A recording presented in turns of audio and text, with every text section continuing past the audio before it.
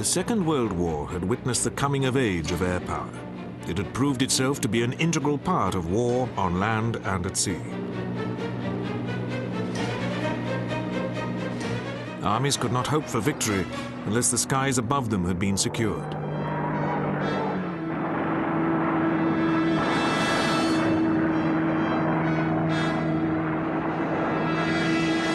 Bombers and ground attack aircraft helped to pave the way for an offensive.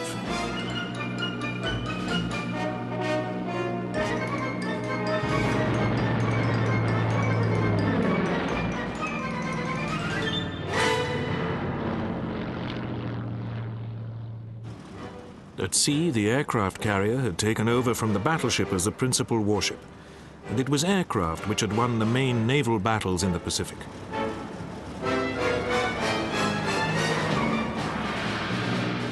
Air power, acting on its own, had pulverized cities, taking the war to the enemy's heart.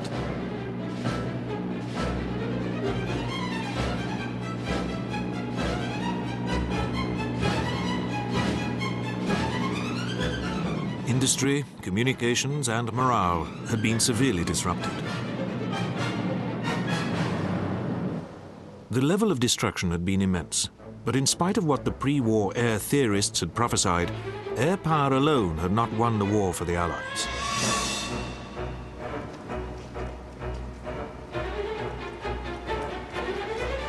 The only possible exception to this was the dropping of the atomic bombs on Hiroshima and Nagasaki in August 1945.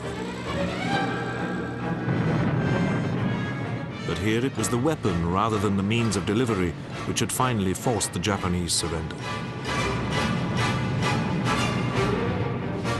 But like the Great War of 1914-18, the Second World War proved not to be the war to end all wars, and air power has had plenty of opportunity to demonstrate its strengths and weaknesses in the numerous conflicts which have so troubled the post-1945 world. For a start, air power played a major part in the 45 years of Cold War between the capitalist and democratic West and the communist Eastern Bloc, with the manned bomber providing one arm of the nuclear triad. The aircraft of both sides constantly probed each other's airspace to test the defenses.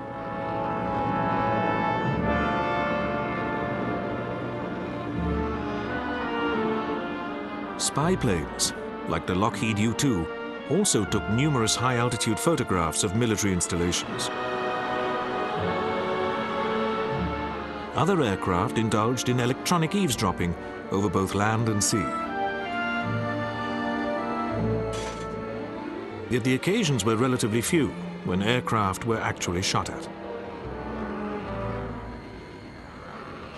One of them occurred in tragic circumstances in September 1983 and involved a Russian Sukhoi Su-15.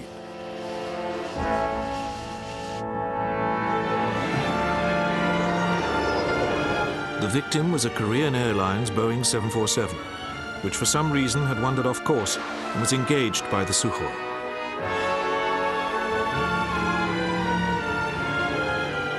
The airliner vanished from the radar screens.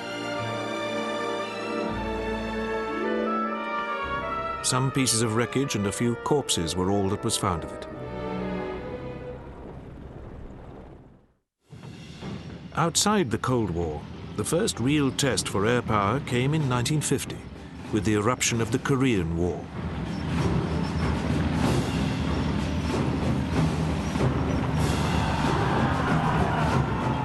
Within weeks of its outbreak, the totally surprised South Korean forces and the early United Nations arrivals had been driven back to the southeast corner of the country, around the port of Busan.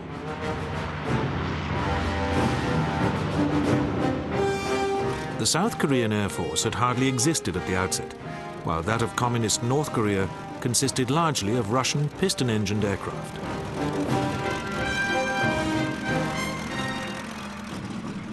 The UN forces, however, had the use of American air bases in Japan, only some 200 miles or 30 minutes flying time from Busan.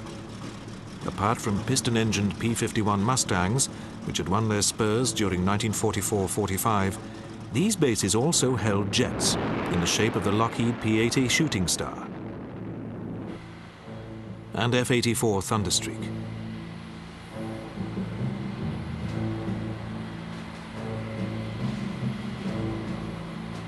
Furthermore, the US Air Force was able to reinforce quickly from the continental United States. This was thanks to air-to-air refueling.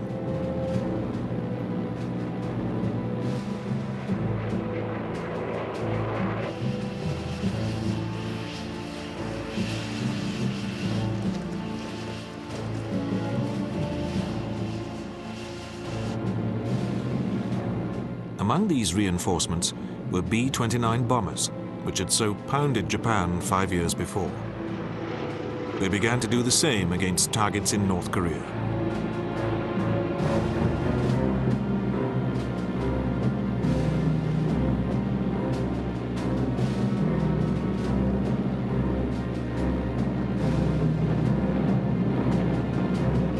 They still needed a fighter escort, however, and it was as a result of this that the American jets enjoyed their first combat victories. In September 1950, the deadlock around Busan was broken with the amphibious landings at Incheon, on South Korea's northwest coast near the capital Seoul.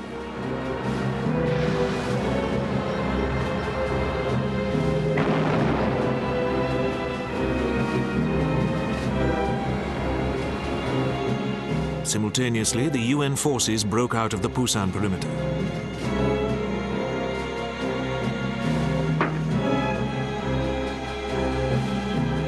As they advanced northwards, air power helped to increase the North Korean confusion. And by the end of October, the UN forces had reached North Korea's border with China.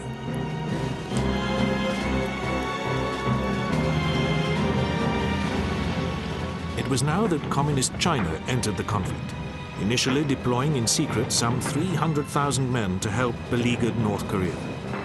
These drove back the now overextended UN forces. By the early summer of 1951, the war had stabilized roughly along the 38th parallel, which marked the border between the two Koreas.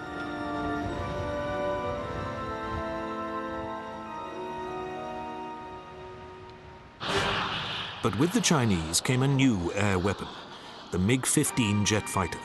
This was superior in performance to the Shooting Stars and Thunderjets.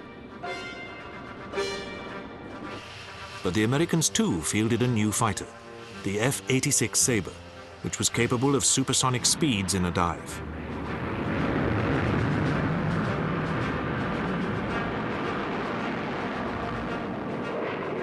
The air war would now be dominated by the MiG and Sabre. American ace Ralph Parr. The MiG had a smaller wingspan, was shorter, smaller all over, therefore harder to see.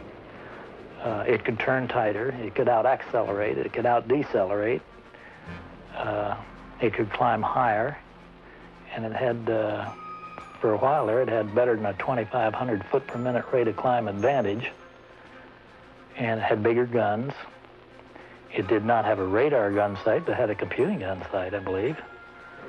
And generally speaking, one of those advantages the MiG had will normally work for you in combat. The Sabre was, however, superior in the dive and had a more effective gun sight.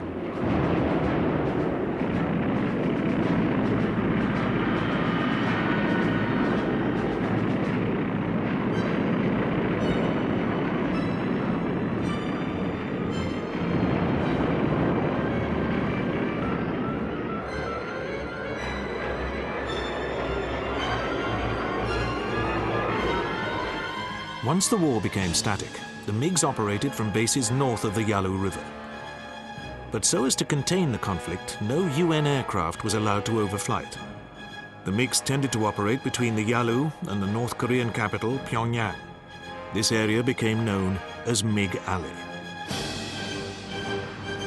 The MiGs usually operated in large gaggles, often outnumbering their opponents.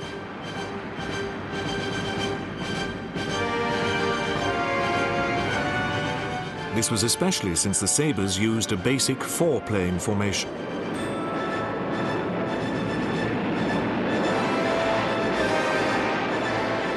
This was broken down into two subgroups, each consisting of a leader and a wingman.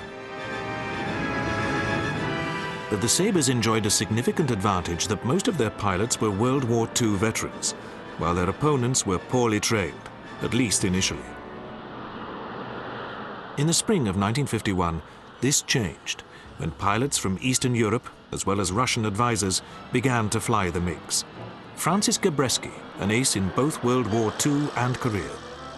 There were pilots that I encountered that were as good as any that I have ever seen anyplace.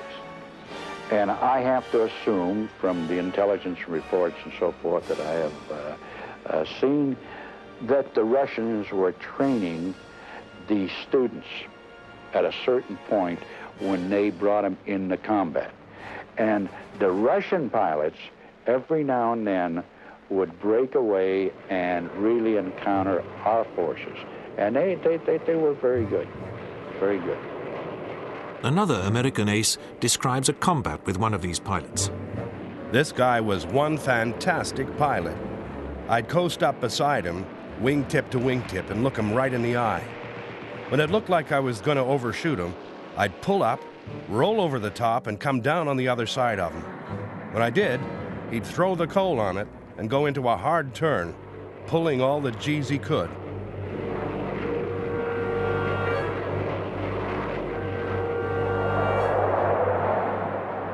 Nevertheless, the Sabre pilots did enjoy a success ratio of 10 to 1, and several of them became aces by shooting down 5 or more aircraft.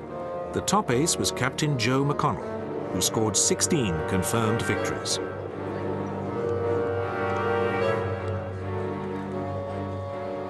Close behind him was Manuel Fernandez. Both were highly decorated, including by South Korean President Syngman Rhee.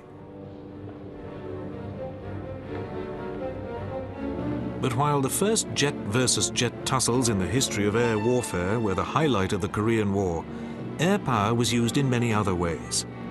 Attacks on communications were a notable feature, with the B-29s using radio-controlled bombs against bridges. A-26 invaders concentrated on road and rail networks to disrupt the communist supply system.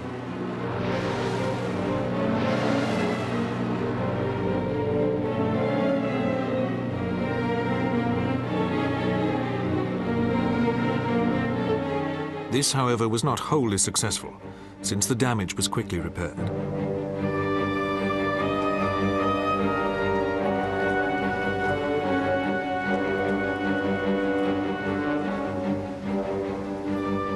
The communists also took to carrying out most of their movement by night.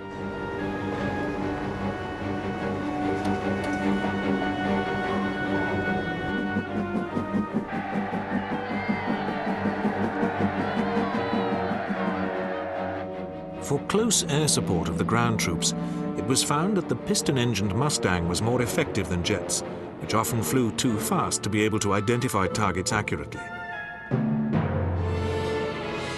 Among the weapons used was napalm, which was especially effective in helping to break up the human wave attacks favored by the Chinese.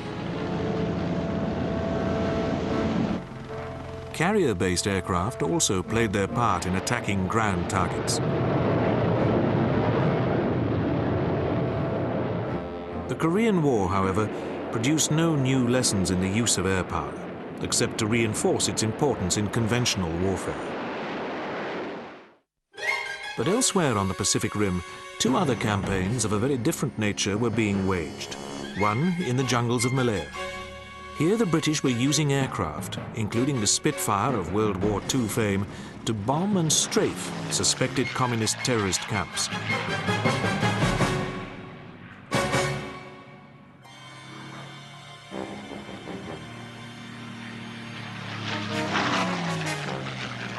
However, air power contributed little to eventual victory over the terrorists, which was achieved mainly by good intelligence and jungle skills.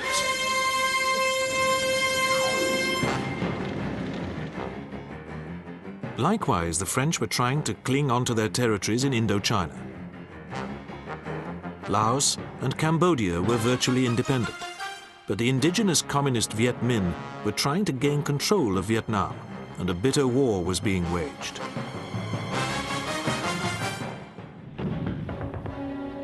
The French tried everything to defeat the Viet Minh, including massive sweeps of the countryside.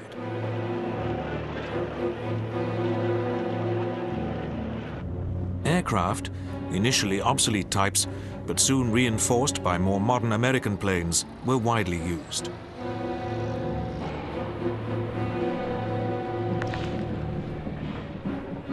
Matters came to a head in autumn 1953, when the French set up a fire base around the village of Dien Bien Phu and astride the main Viet Minh supply route, but quickly found themselves under siege.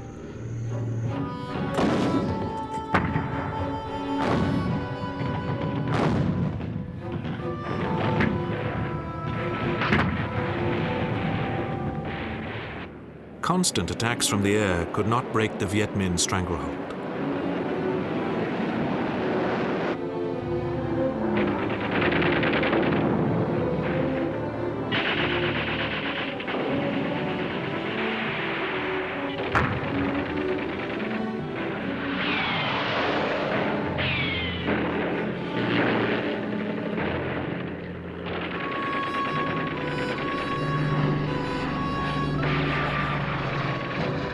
French reinforcements were dropped in by parachute.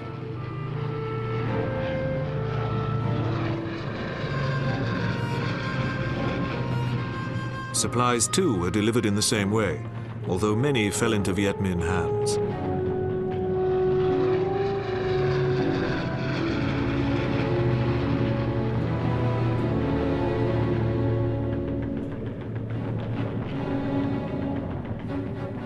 But French dominance of the skies could not prevent the garrison's situation from becoming increasingly desperate, and it was eventually forced to surrender after a 6-month siege.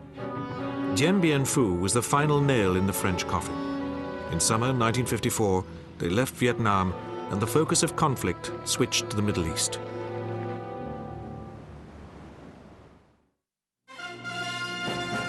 In July 1956, the Egyptians nationalized that crucial waterway, the Suez Canal, which connects the Mediterranean with the Red Sea. Britain and France, the two principal shareholders, resolved to regain it by force through landings at Port Suez. British Vickers Valiant bombers were used to pound Egyptian airfields and other military installations.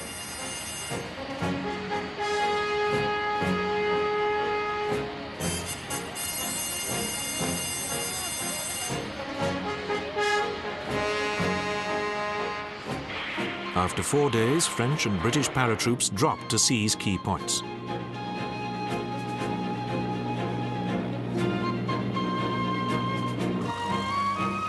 Next day, amphibious landings were made from the sea.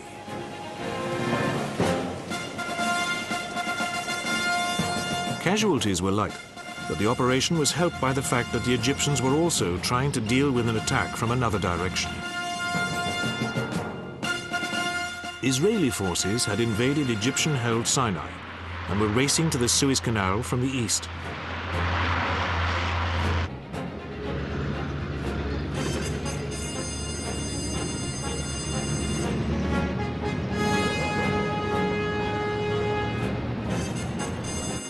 The Israeli Air Force supported the ground offensive.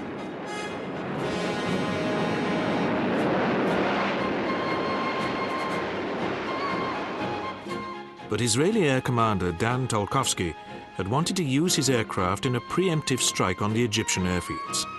He was forbidden to do this, since the British bombers had taken on this task.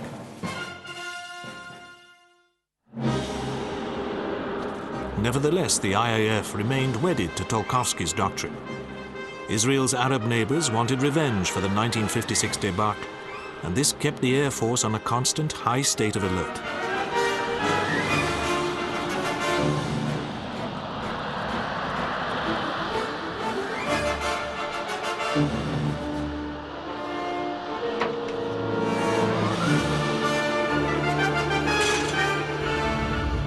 By the mid-1960s, the IAF was equipped largely with French aircraft. These were mainly fighter bombers.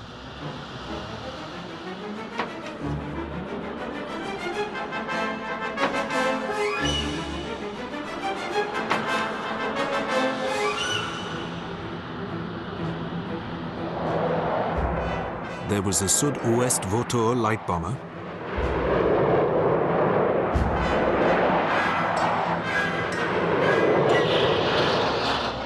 and the Dassault Mirage 3, as well as Mystère.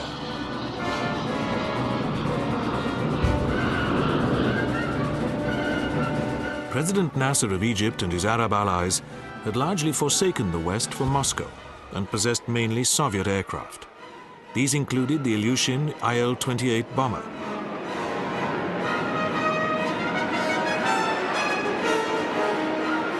and the MiG-21 fighter. The Israelis, fearing an attack, decided to preempt it with one of their own, with Egyptian airfields as their first target. Yet attacking the Sinai airfields would alert mainland Egyptian bases.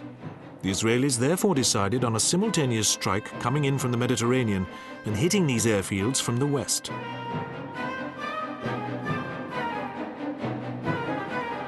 The Israeli aircraft struck at 7:45 a.m. on the 5th of June, 1967. They flew at low level, both to avoid radar detection and ensure greater accuracy.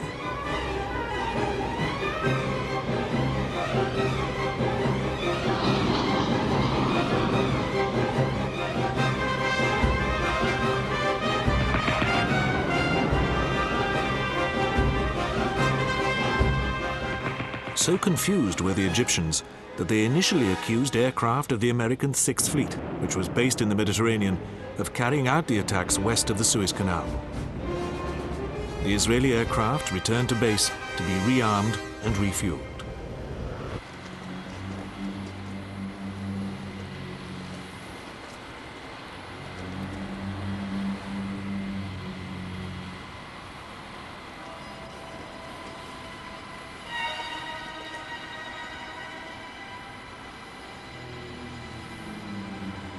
Their air plan called for an immediate second strike against the Egyptian airfields.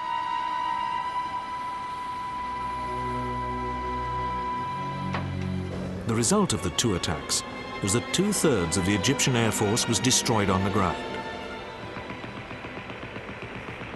In the meantime, Israeli armored columns were racing into Sinai, throwing the Egyptians into ever greater confusion.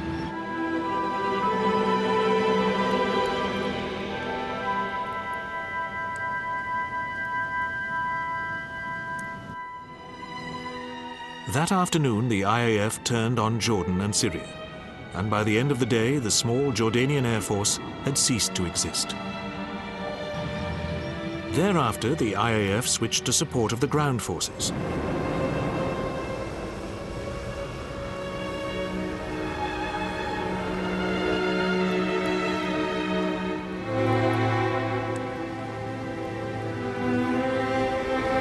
Air-to-air combats did, however, take place.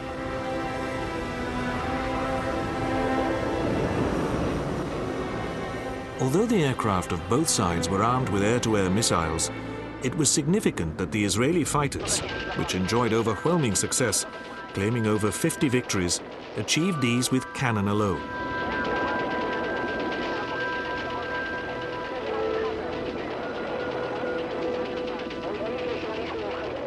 But pilot superiority was the decisive factor.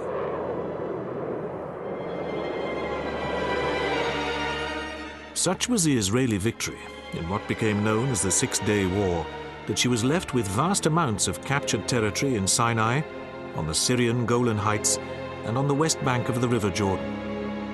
But the victory would not have been nearly so spectacular if it had not been for the part played by the Air Force in ensuring that the skies above the fast-moving ground forces were kept free of hostile aircraft.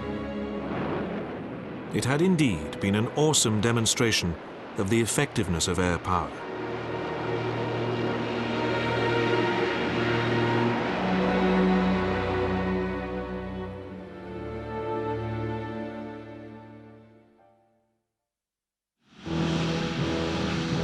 But thousands of miles away, the Americans were also deploying air power on an increasingly massive scale. For 1967 saw the US involvement in Vietnam beginning to reach its zenith. The result of the French withdrawal from Indochina was a divided Vietnam, the communist North and Western-backed South. But within a short time, communist guerrillas in South Vietnam had begun a terrorist campaign to reunify the country. American military advisors were already in country, helping to form and train the fledgling South Vietnamese forces.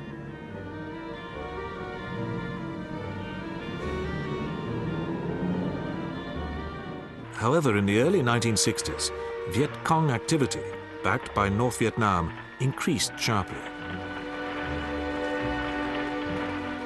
By 1964, much of rural Vietnam was under Viet Cong control, and some members of the US government thought that bombing North Vietnam was the only solution.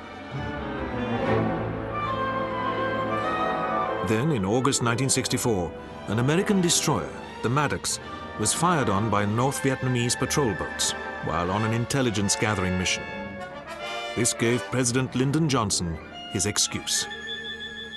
To any armed attack upon our forces, we shall reply. To any in Southeast Asia who ask our help in defending their freedom, we shall give it. US carrier aircraft mounted attacks against North Vietnamese naval installations.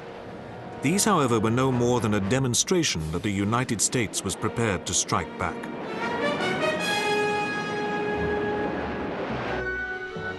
But the situation in South Vietnam had continued to worsen, and F-100 Super Sabres already based there were reinforced, with further aircraft deployed to Thailand.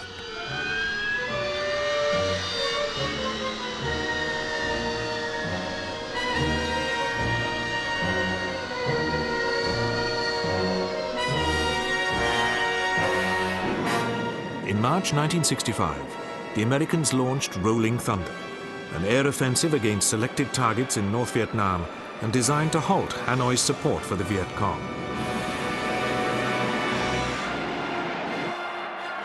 Soviet Premier Alexei Kosygin now visited Hanoi, and China too condemned the US action. Both promised material and economic aid.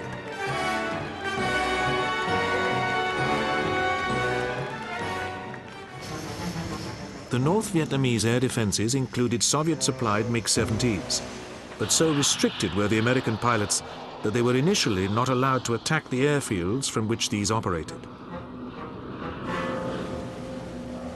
The North Vietnamese also had an increasing amount of anti-aircraft artillery, or AAA.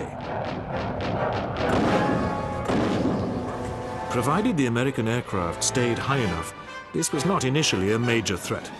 The air crews also believed that their air-to-air missiles would keep the MiGs at bay.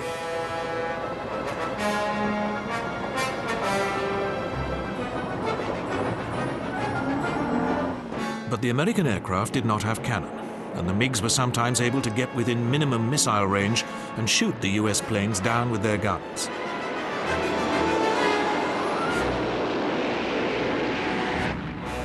US aircraft, therefore, had to be hastily fitted with cannon pods.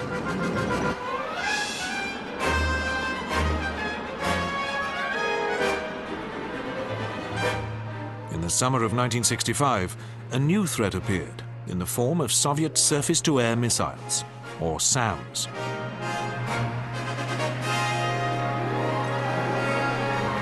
This gave the American pilots a serious problem, as one explains. If you duck just under the clouds, you have a better visual shot at the SAMs and better visual navigation. But you give both the SAM people and the ground gunners a perfect silhouette of your aircraft against the cloud backdrop, at the same time telegraphing your exact altitude for both sighting and fusing purposes. If you go far below the clouds, up goes the fuel consumption and up goes the exposure to smaller guns on the ground. As a result, AAA became the main threat, accounting for no less than 300 F-4 Phantoms alone.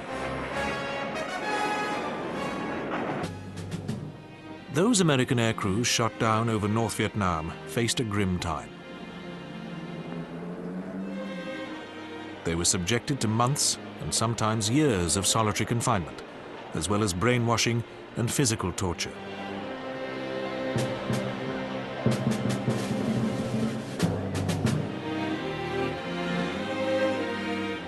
Some spent up to 8 years in captivity before being finally released.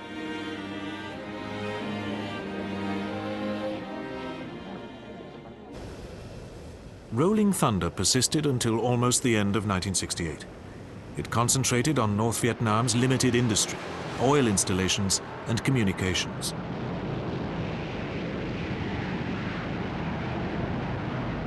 To ensure accuracy, a new generation of smart weapons made its appearance. The earliest of these was the bullpup, which had to be guided onto its target.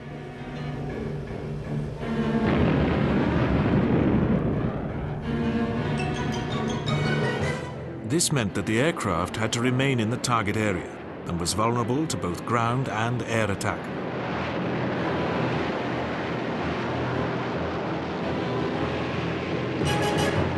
But a major part of the American air effort in Vietnam was in support of the ground forces.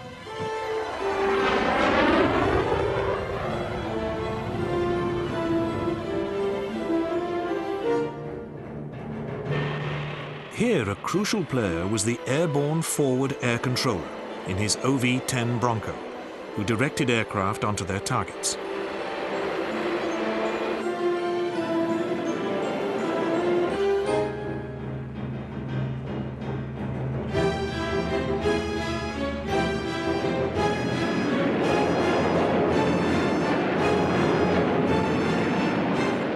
Bronco crews needed cool heads to circle under enemy fire and coordinate the airstrikes. Indeed, 2 FACs in Vietnam were awarded America's highest decoration, the Congressional Medal of Honor. Very active in the ground attack role was the piston-engine Douglas A-1 Skyraider, whose slower speed meant that it could locate targets more easily than the fast jets. But there was a penalty, as a Phantom pilot who also flew A-1s pointed out. I was not at all comfortable with how long it took a particular tree to go by, wondering whether some Viet Cong didn't step out and shoot me in the forehead with a pistol. That extra 300 knots makes the world of difference.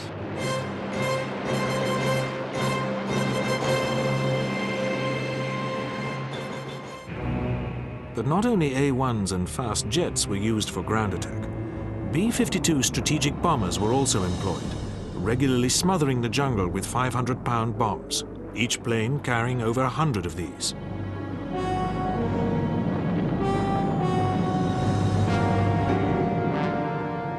So concentrated was the B-52 bombing that it literally altered the map of some parts of South Vietnam. The Americans also used a more controversial air weapon, Agent Orange. This was a defoliant and was designed to remove the jungle cover which was such an ally to the Viet Cong. In 1969, the emphasis of the Strategic Air Campaign switched to the Viet Cong supply lines.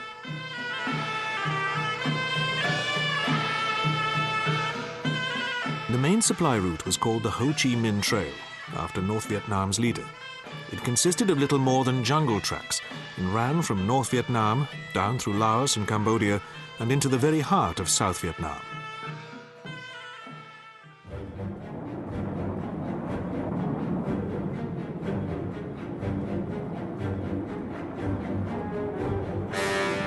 One of the weapons used against the Ho Chi Minh Trail was the gunship, of which the most notable was the AC-130 Spectre. Armed with multi-barrel miniguns and even a 105mm gun, the Spectre could lay down a devastating carpet of fire.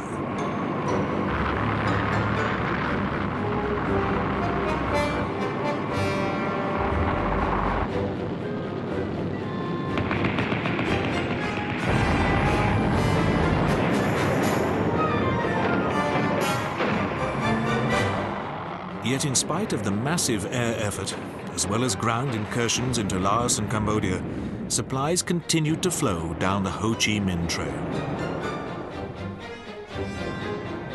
In 1970, the Americans began to wind down their ground strength in Vietnam, largely because of the growing unpopularity of the war. But US air power remained to bolster the indigenous forces.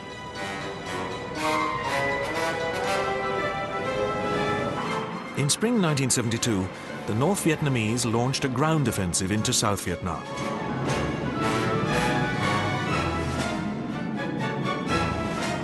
In retaliation, President Nixon ordered a resumption of the bombing of North Vietnam under the code name Linebacker. Now the Americans had a second generation of smart weapons available: the electro-optical Walleye and laser-guided Paveway. These were fire-and-forget weapons.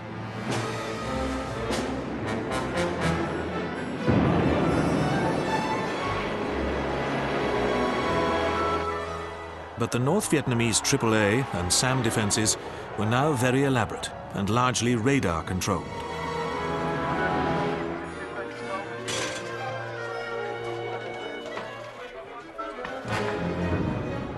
Aircraft equipped with sophisticated electronics and radar homing missiles were used to suppress these. The F-111, whose primary role was as a nuclear bomber, also took part in Linebacker, its terrain-following radar and sophisticated navigation systems enabling it to operate on its own over North Vietnam.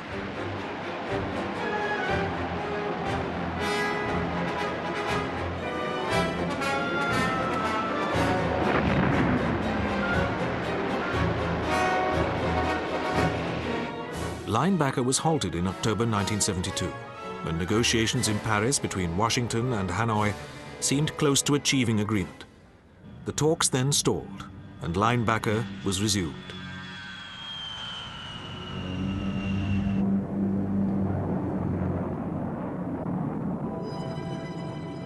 But after 12 days, the North Vietnamese expressed a willingness to return to the negotiating table, and so President Nixon ordered a halt to all offensive operations.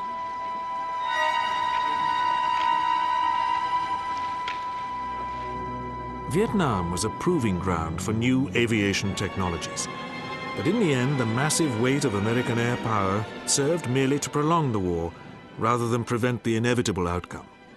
For Vietnam was essentially a war of hearts and minds, over which sophisticated weaponry could exert little influence.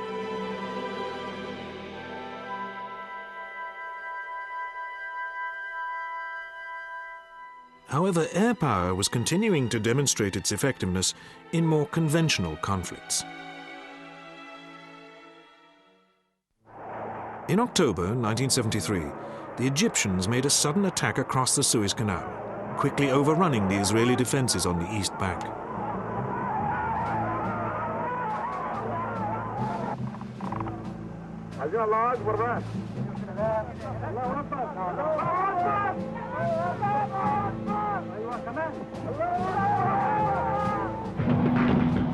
That the attack was a surprise prevented the Israeli Air Force from gaining air superiority through a preemptive strike.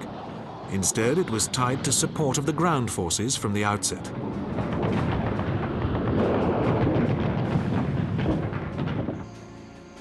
But the Israelis now faced a comprehensive belt of SAM missiles, although the Americans, whose planes now largely equipped the IAF, were passing over the fruits of their Vietnam experience.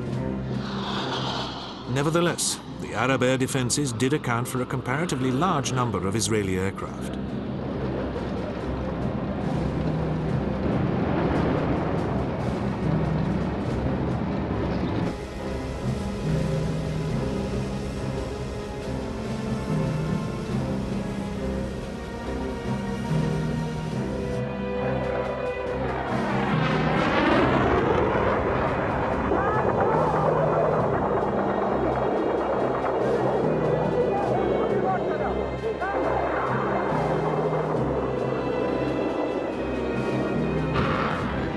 Air-to-air combats did take place, although, as in 1967, the Israeli pilots proved to be better trained than their adversaries. Indeed, only 5 Israeli aircraft were shot down in these encounters, as opposed to many times this number of MiGs.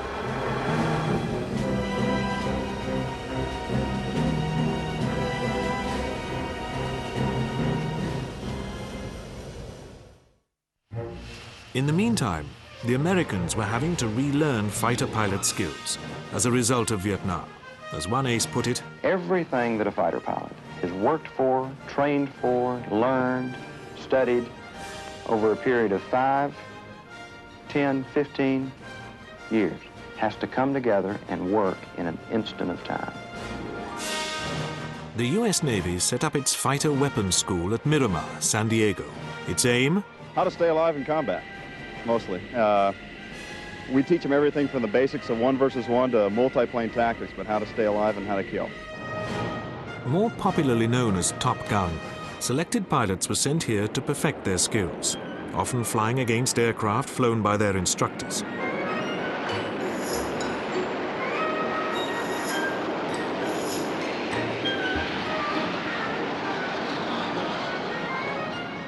Such was its immediate success that one of the early graduates, Lieutenant Randy Cunningham, became one of only 4 genuine aces of the Vietnam War.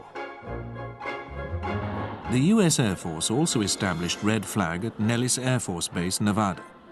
Here, complete squadrons rotated through a demanding exercise which covered all roles, from air-to-air against resident aggressor squadrons to close air support against targets on the school's extensive ranges.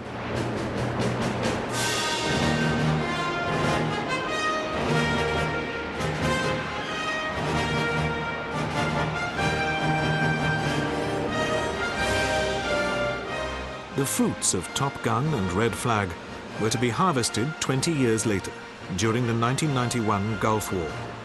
This was to see the whole panoply of modern air power in action. Within a few days of the Iraqi invasion of Kuwait in August 1990, British and American fighter squadrons were deployed to Saudi Arabia.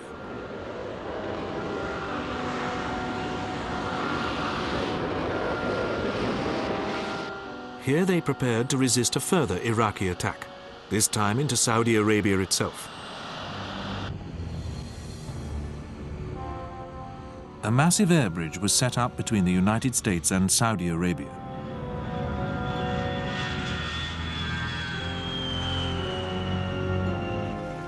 The transport aircraft delivered both men and material.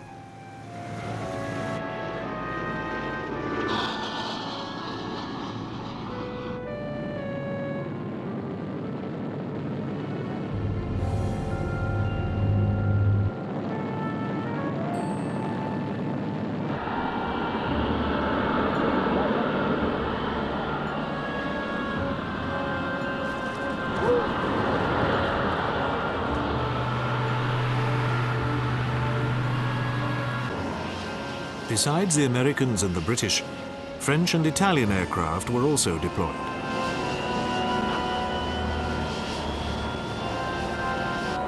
There were also contributions from the Arab members of the coalition, including this Saudi F-15 Eagle.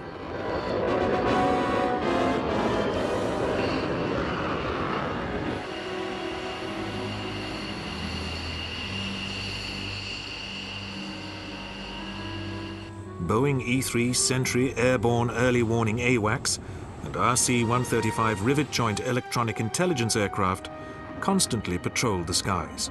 SR-71 Blackbird and U-2R spy planes also contributed to the intelligence picture, together with satellites.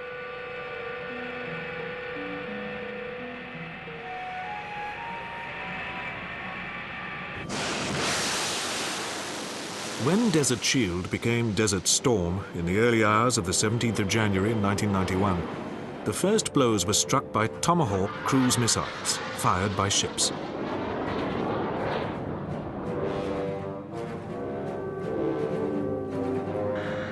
The latest in American aviation technology, the Lockheed F-117A stealth fighter, also took part in these opening strikes.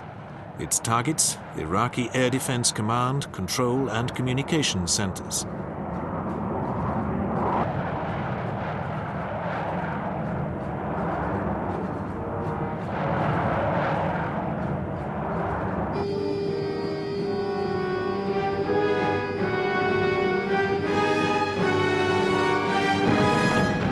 The Iraqi air defenses were thrown into instant disarray.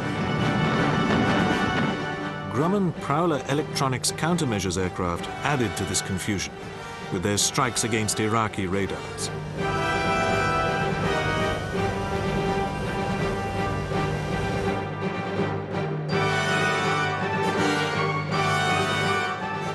The British Tornadoes were given a special task: attacks against Iraqi airfields, using the JP-233 runway denial weapon. This entailed going in at low level, as a Tornado crewman describes. Our first aircraft attacked the field, and all of a sudden there was a wall of AAA. It seemed that everyone on this airfield was firing at us.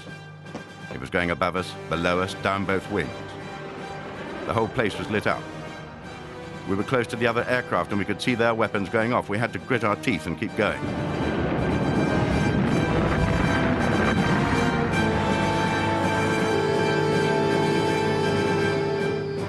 The crews then made for home, where they found that many of their aircraft had received AAA strikes.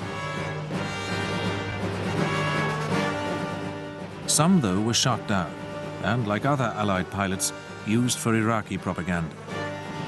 What was your mission? To attack an Iraqi airfield. I think our leaders and our people have wrongly attacked the peaceful people of Iraq. The Iraqi Air Force itself was sizable and made up largely of Russian types, including the MiG-29. But after the first week, many Iraqi aircraft fled to neighboring Iran. Other coalition air targets included chemical weapons facilities and transportation.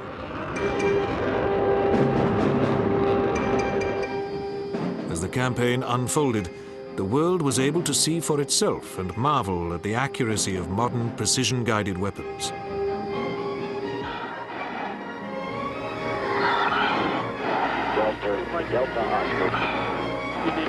Are you using day 16? About 1553. Okay, going to bed. Yet only 10% of the munitions used were smart, the vast majority still being dumb iron bombs.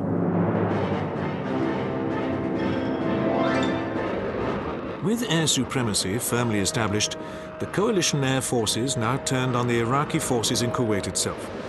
The object was to reduce their fighting capability to such an extent that the ground forces would be able to evict them with the very minimum of casualties.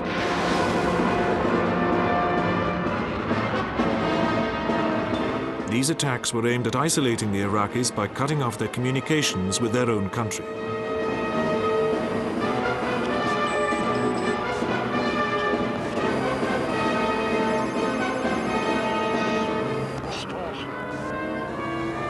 The Iraqis in Kuwait were also subjected to direct attack.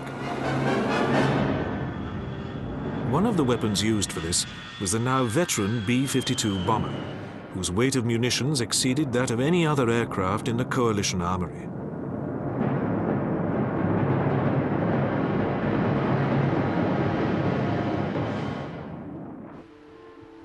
Unforeseen, however, was the need to divert resources to tackle the problem of the Iraqi mobile Scud launchers. This was crucial, since Scud attacks on Israel very nearly brought that country into the war. If that had happened, it's likely that the Arab members of the coalition might well have withdrawn from it.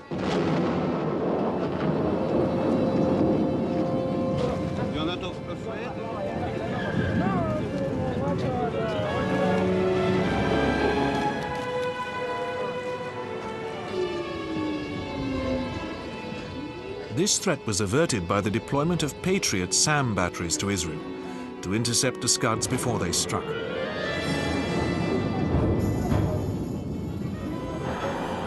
After 5 weeks, priority switched to support of the ground offensive, and it was now that the A-10 Warthog ground attack aircraft came into its own.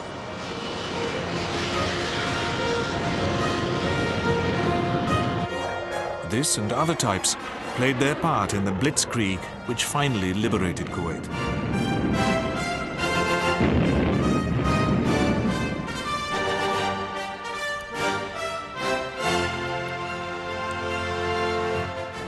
Air power enabled the ground forces to achieve the ultimate goal in a mere 4 days.